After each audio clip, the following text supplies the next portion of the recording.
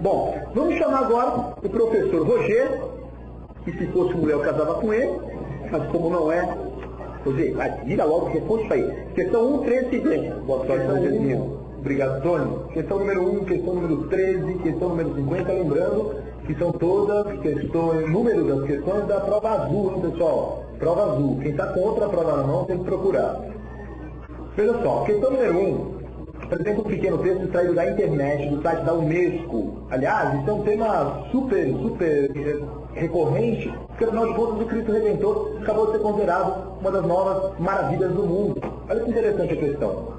Não só de aspectos físicos se constitui a cultura de um povo. Há muito mais contido nas tradições, no folclore, nos saberes, nas línguas, nas festas e em diversos outros aspectos e manifestações transmitidos oral ou gestualmente. Oral, hein, Tony? Que tal? Recriados coletivamente e modificados ao longo do tempo. A essa porção intangível da herança cultural dos povos, dá-se o nome de patrimônio cultural imaterial. Muita questão baba, galera, muito simples. São 5 alternativas, cada qual com a figura. A, Cristo Redentor. B, Pelourinho, Salvador, Bahia. C, Bumba Meu Boi, tá aí. D, Cataratas do Iguaçu. E, As Índios de Guizé. Tudo figuras extraídas em sites da internet. Veja, pela própria discussão do texto, fica muito simples responder. Alternativa C, Bumba Meu Boi, está lá falando de festas, está lá falando de tradição, saberes transmitidos de geração para geração. Muito simples, uma típica questão de Enem, em que você de fato só precisa saber identificar aquilo que o texto reflete. Muito bom, passando ainda na prova azul, para a questão de número 13. Um texto de um sociólogo famoso na USP, Kabengele Munanga. Aliás, é tio da minha esposa. Júlia, meu amor, te amo. A identidade negra não surge da tomada de consciência de uma diferença de pigmentação ou de uma diferença biológica entre populações negras e brancas, ou negras e amarelas.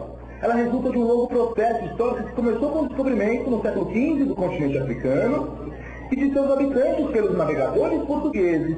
Descobrimento esse que abriu caminho às relações mercantilistas com a África, ao tráfico negreiro, à escravidão e, enfim, à colonização do continente africano e dos seus povos. Texto do Kabengele Munanga. Com relação ao assunto tratado no texto acima, é correto afirmar que, veja, alternativa D, a única que fala da exploração da África, que decorreu do movimento de expansão europeia no início da Idade Moderna, lembrando da expansão do sistema capitalista na sua fase inicial, o chamado mercantilismo. A alternativa C chega a ser risível, né, galera? A existência do lucrativo comércio na África levou os portugueses a desenvolverem esse continente.